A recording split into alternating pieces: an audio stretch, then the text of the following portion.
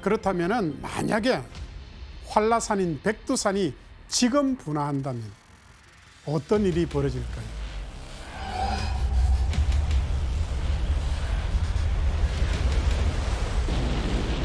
분화 직후에 반경 60km 이내의 지역엔 그 방출된 화쇄류하고 화산재로 인해서 순식간에 매몰돼서 파괴가 되게 되겠습니다. 동물들이 무방비로 질식사할 수가 있고요. 도로, 댐, 전기 모든 것이 마비되고 이후에는 상당한 생태계의 변화가 나타날 것으로 예상이 됩니다. 선생님 죄송한데 왜 이렇게 그렇게 대규모 분화라고 확신하시는 거예요? 저희 되게 불안하거든요. 그렇죠. 그렇게 말하는 과학적인 근거는 예. 백두산의 지하에 마그마가 저장되어 있는 마그마방이 4개의 층이 있습니다. 와, 방이 너무 많아. 산이 날아가겠는데요, 저 정도면? 거기다가 물이 대기하고 있네요. 어서 오세요. 20억 톤의 물이. 그렇습니다. 이제 가정은 마그마방 4개가 다 활성화돼 가지고 여기 있는 마그마들이 천지 내로 나오는 거죠. 네. 그래서 상승하는 마그마의 온도는 1000도씨 정도고 천지 내에 있는 물의 온도는 7도씨 정도입니다. 물이 마그마를 만나면 산산조각이 나면서 부석이나 화산재로 마치 팝콘 만들듯이 대기상층으로 올라가게 됩니다. 와, 몰랐어요. 그래서 이게 뭐하고 비교하면 되는가 하면은 펄펄 끓는 프라이팬에 기름 있죠. 기름에 찬물을 넣으면은 그럼 터집니다. 그와 마찬가지 같은 그런 현상이 너무 위험한데? 벌어질 수 있다는 거죠. 근데 교수님 화산하면은 우리가 일반적으로 보통 생각하는 게 용암이 막 이렇게 막 흘러나오고 막 하는데 의외로 막 용암 피해는 별로 없나 봐요. 마그마가 지표로 나온 걸 용암이라고 하는데 용암을 형성한 성분 중에 이산화규소가 얼마나 많으냐. 이러한 이산화규소 함량이 높을수록 온도는 낮지만은 점성도가 높아서 느리게 흐르지만은 반대로 이산화규소가 적게 포함된 용암의 경우는 온도가 높고 점성이 낮아서 빨리 흘러갑니다. 우와. 점성이 높은 게 좋은 거네 차라리. 어마어마해. 기왕 흐르는 거 그냥 천천히 흐르는 게 낫겠네요. 그렇지만은 이제 용암이 이제 이동할 때 속도에 따라서 그 위력이 달라진다고 해도 결코 쉽게 봐서는 안 됩니다. 그런 용암도 화산탄으로 변신해 폭발하기도 하거든요.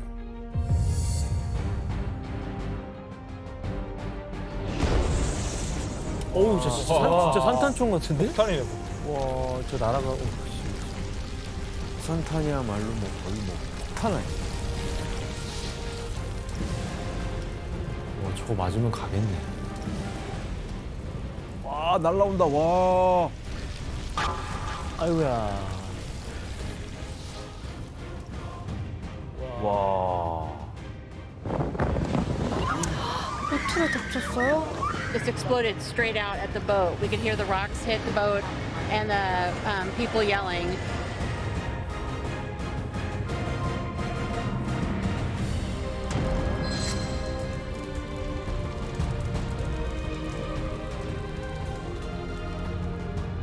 너무 무섭다 진짜. 우와. 그래서 튀어나오는 화산탄 자체가 용암의 불덩어리고 이것이 화산 화구 근처에서 직접 사람에게 떨어지면 화상 등 큰 피해를 입을 수 있습니다. 반드시 조심해야 됩니다. 예. 그렇다면 백두산 분화 시 발생할 수 있는 또 다른 피해는 어떤 것이 있을까요? 또 있어요? 예, 바로 화산재로 인한 피해가 어마어마할 거라는 겁니다.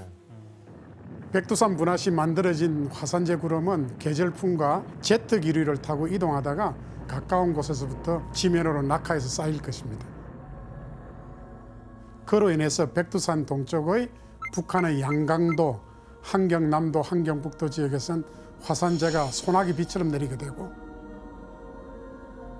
일본을 지나 태평양에도 떨어질 수가 있습니다. 태평양까지.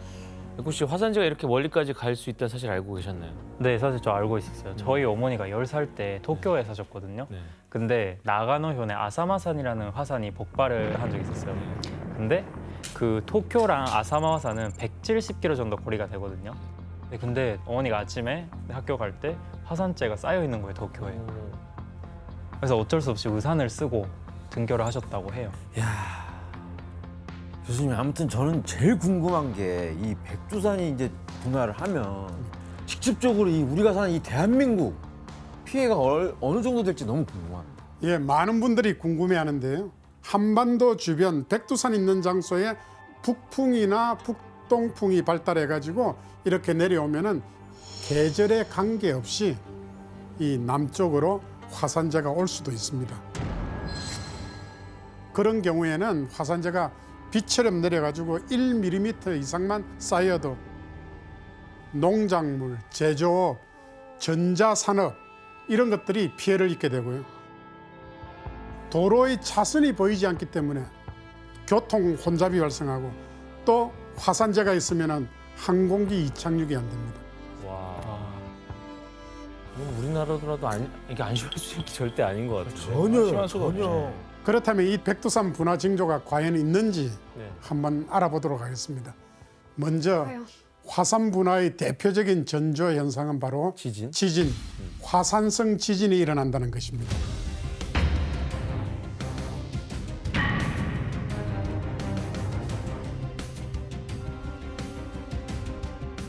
이 지진은 왜 발생하는가 하면은 화산 주변의 지하에 마그마가 이동하는 통로로 되는 곳이 있는데 밑에 마그마가 점점점 올라와서 상승해서 그 상부로 압력을 가하게 되면은 그 마그마가 지상에 가까워질수록 기체로 바뀌면서 부피가 증가합니다. 수천 배로.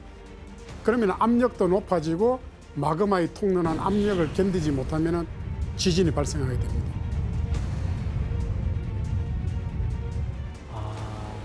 그런데 주목할 만한 사실은 백두산에서 화산성 지진 활동이 급증했었다는 사실입니다. 언제요? 그 사실을 그래프를 한번 확인해 보도록 하겠습니다. 2002년 6월 달까지는 지진이 아주 낮은 수준이었는데 그 이후에 갑자기 이렇게 급증하기 시작했습니다. 무슨 일이야? 2002년 이후에 백두산에서 발생한 지진 횟수가 월 240회에 이를 정도로 네? 아주 빈번했습니다. 전조 증상인가? 예, 전조 현상으로 우리가 화산 위기 와, 또는 화산 불안정이다 이렇게 이야기를 했습니다. 교수님 근데 그럼 저때 2005년 저때 뭐 터지긴 터졌나요? 국제적으로 이때 이제 분화로 연결될 것이다 이렇게 이제 생각을 하고 있었는데 다행히 마그마가 백두산 꼭대기로부터 마이너스 5km, 평균 해수면에서 마이너스 2km 밑에까지 마그마가 천천히 움직이면서 스톱해 버렸습니다. 다행이다. 그렇지만은 안심할 상황은 아닙니다. 중국 지진국이 조사한 바에 따르면 2019년에 백두산 마그마가 상부로 이동하면서 마그마가 이동하는 지진, 그 지진이 21회 감지가 됐더랬어요. 다 왔네. 또 한 가지 주목할 것은 백두산에서 천지 주변 온천의 수온 상승과 주변 지형의 변화가 감지되고 있다는 것입니다.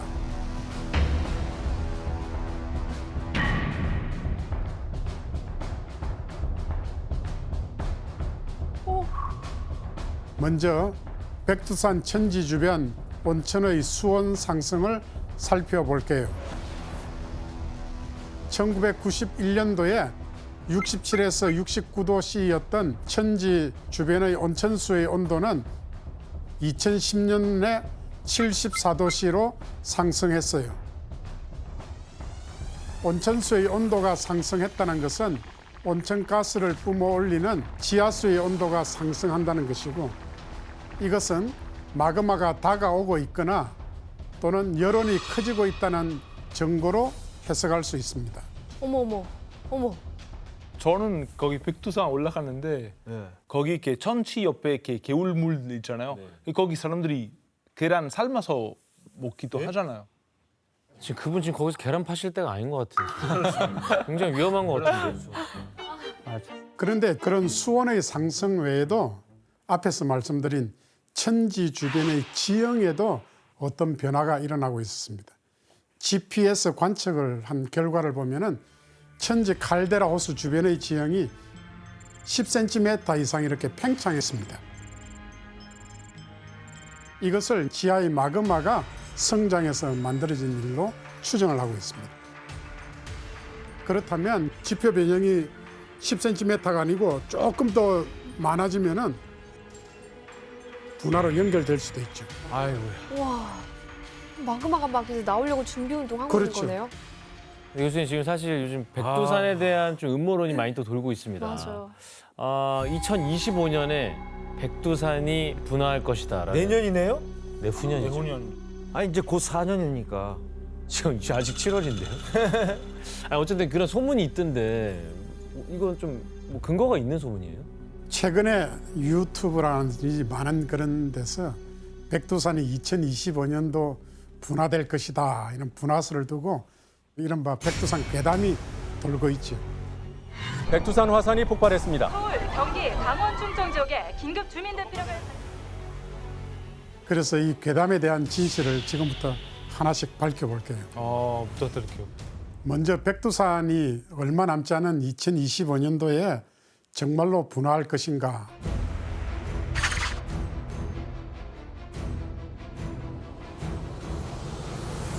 과연 먼저 백두산이 얼마 남지 않은 2025년도에 정말로 분화할 것인가?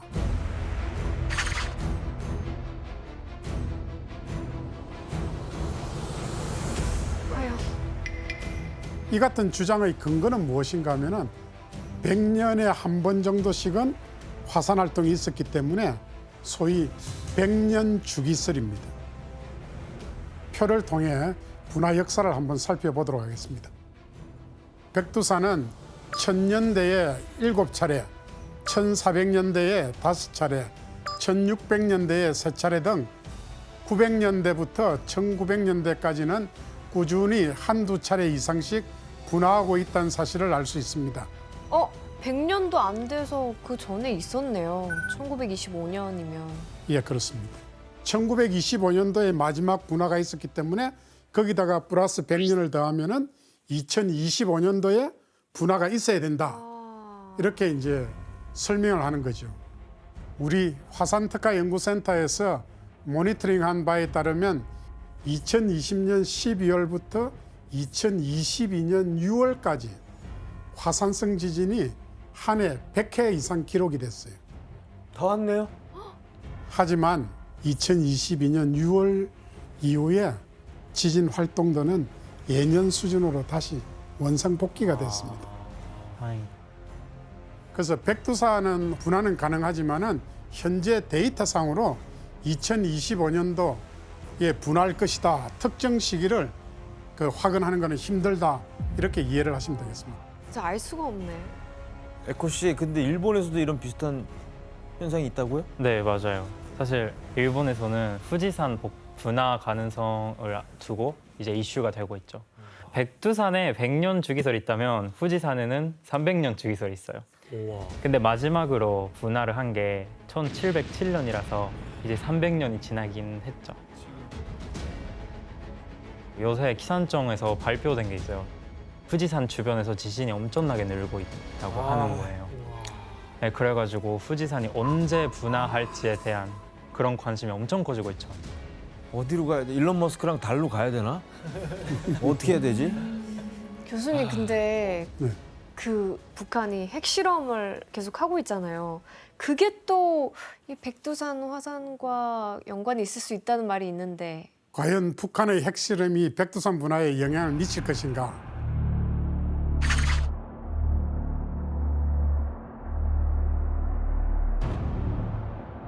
북한이 핵실험을 할 때 첫 징후가 바로 인공지진이거든요. 1차 핵실험 당시에 규모 3.9의 인공지진이 실험이 거듭될수록 규모가 점점 커져갔습니다. 북한이 6차 핵실험을 기습적으로 실시했습니다. 1차 핵실험과 비교해 50배 이상의 폭발력입니다.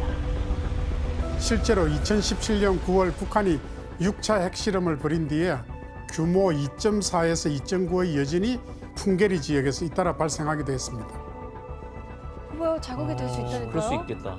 그런데 백두산이 분화하려고 하면은 백두산 밑에 마그마가 저장된 마그마방을 자극을 해야 되는데 풍계리와 백두산은 120km 떨어져 있습니다. 그래서 지진 규모 7.0 이상의 아주 강력한 지진이 필요합니다. 하지만 핵실험으로 발생하는 인공지진은 규모 7.0의 지진을 만들기가 현실적으로 어렵습니다. 그래서 그럼 결국에는 뭐 신빙성 없는 얘기네요. 네, 그렇습니다. 아, 루머가 너무 많다.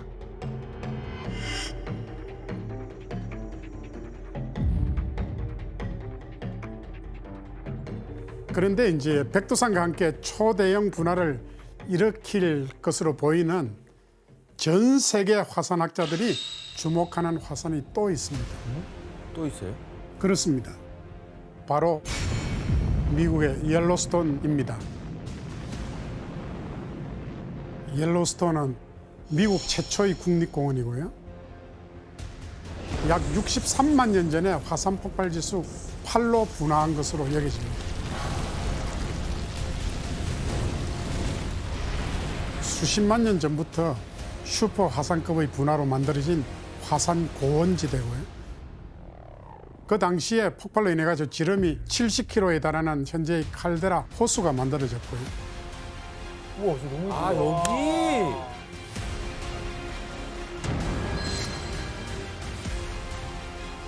그런데 최근 수십 년 동안 옐로스톤 주변의 땅 밑의 온도가 상승했고 옐로스톤 분화 가능성이 점쳐지고 있습니다. 안 돼. 교수님, 근데 폼페이에 있는 화산 폭발 지수가 5. 근데 도시가 그냥 멸망했단 말이에요. 네. 근데 지금 탐보라산이랑 백두산은 화산 폭발 지수가 7. 그러니까 주변 나라에 굉장히 큰 피해를 입히잖아요. 네네. 근데 8이라면? 그렇죠. 그냥 지구 전체에 좀 문제가 생기는 거 아니에요? 10배 더 세잖아요. 그렇습니다. 슈퍼 화산급 분화를 했던 옐로스톤이 다시 분화될 가능성이 대두되면서 인류의 멸망 시나리오가 나오게 됐습니다.